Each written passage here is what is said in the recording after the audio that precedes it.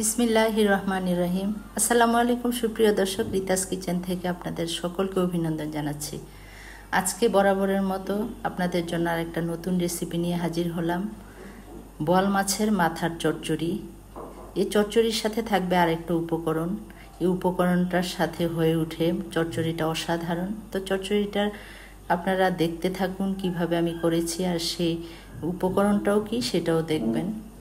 তো এখানে দুইটা মাথা আমি ছোট ছোট টুকরা করে নিয়েছি, কেটে এর মধ্যে ধুয়ে নিয়েছি ভালো করে। এর মধ্যে আমি স্বাদমতো লবণ, 1 চা চামচ হলুদ গুঁড়া, 1 চা চামচ মরিচ গুঁড়া দিয়ে ভালোভাবে চামচের সাহায্যে মিশিয়ে নেব।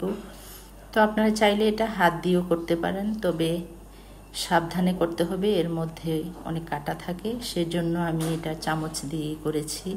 তো 20 মিনিট রেস্টে রেখে দিব। 20 মিনিট পর চুলাটা জ্বালিয়ে আমি একটা কড়াই বসিয়ে দিয়ে তার মধ্যে 1/2 কাপের একটু কম তেল দিয়ে, তেলটা গরম হয়ে এলে এক এক করে মাছের মাথার পিসগুলি দিয়ে দিব। সাথে আমি আবার কিছু মাথার পাশের যে পিস থাকে টুকরা, সেগুলো আমি কিছুটা দিয়েছি। এক পাশ যখন হয়ে যাবে 2-3 মিনিটের মতো হয়ে গেলে এক পাশ উল্টে দিব। তো যেগুলি হয়ে গেছে সেগুলো তুলে রেখে আমি পাশ দিয়ে আবার অন্য পিসগুলি দিয়ে দিব।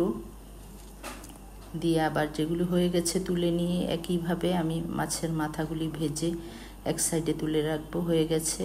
তো একই কড়াইয়ে আমি আরও 1/2 কাপের একটু কম তেল দিয়ে আস্ত জিরা 1 চা চামচ দিয়েছি, আর দিয়েছি 4টা শুকনো মরিচ, 1 কাপ পেঁয়াজ কুচি দিয়ে নেড়ে চেড়ে এর মধ্যে স্বাদ মতো লবণ দিয়ে দিব। দিয়ে নেড়ে চেড়ে 2টা তেজপাতা দিয়ে দিব, আর 1 চা চামচ হলুদ গুঁড়া, 1 চা চামচের একটু বেশি মরিচ গুঁড়া। মরিচটা আপনাদের পছন্দ মতো আপনারা ঝালটা বাড়িয়ে বা কমিয়ে দিবেন। ধনিয়া গুঁড়া 1 চা চামচ দিয়ে একটু নেড়ে সামান্য দিয়ে দিব পানি দিয়ে একটু নেড়ে চেড়ে 1/2 চা চামচ জিরার গুঁড়া দিয়ে দিব, 1/2 চা চামচের একটু বেশি আদা বাটা, রসুন বাটা 1 চা চামচ করে দিয়ে কষিয়ে, আর এখানে কাঁচামরিচ ফালি করে 6-7টা আমি ফালি করে দিয়েছি, আর এখানে টমেটো পিউরি দিয়েছি 2 টেবিল চামচ। মশলাটা যখন কষে তেল উঠবে দিয়ে দিব মাছের মাথা। আর সেই উপাদানটা বলেছিলাম সিক্রেট উপাদানটা, সেটা হলো মুড়ি। এখানে আমি 10-15 মিনিট ভিজিয়ে রেখে ধুয়ে পানি ঝরিয়ে দিয়েছি। মাছের মাথার চচ্চড়ির সাথে মুড়ি বা আপনারা যখন চিড়া ভিজিয়ে দিবেন, এটার স্বাদটা হয়ে যায় আরও অসাধারণ, খেতে দারুণ লাগে। তো আমি ঢেকে 2 মিনিটের মতো একটু ভালোভাবে কষিয়ে নিব, চুলার আঁচটা কমিয়ে দিয়ে। আমার কষানো হয়ে গেছে।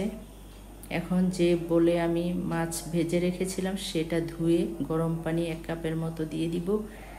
দিয়ে নেড়েচেড়ে দিয়ে 5 মিনিটের মতো আমি ঢেকে রান্না করব। 5 মিনিট পর ঢাকনা খুলে নেড়েচেড়ে দিয়ে এখানে আমি দিয়ে দিব লেবু পাতা। লেবু পাতাটা দিলেও এর স্বাদটা অনেক ভালো আসে। তো লেবু পাতা দিয়ে সাথে সাথে আপনারা ঢেকে দিবেন, কারণ এর সুগন্ধ যাতে তরকারির সাথে মিশে যায়। আমার ভিডিওগুলি ভালো লাগলে লাইক, কমেন্ট, শেয়ার করবেন। ইউটিউব চ্যানেলটি সাবস্ক্রাইব করে দিবেন প্লিজ। তো আমি আরেকটু নেড়ে চেড়ে দিয়ে 3টা কাঁচামরিচ দিয়ে একটু ঢেকে দিয়েছি। হয়ে গেছে আমার বোয়াল মাছের মাথার চচ্চড়ি। দেখুন কতটা লোভনীয় হয়েছে। আমরা গরম ভাতের সাথে দুপুরে খেয়েছি, সবাই চেটেপুটে খেয়েছে, আর রাতেও চেয়েছিল, কিন্তু দুর্ভাগ্য হয়নি, দুপুরি খাওয়া শেষ। আগামী পর্বে আবার যে কোনো নতুন রেসিপি নিয়ে হাজির হবে ইনশাল্লাহ। সবাই ভালো থাকবেন। আল্লাহ হাফেজ।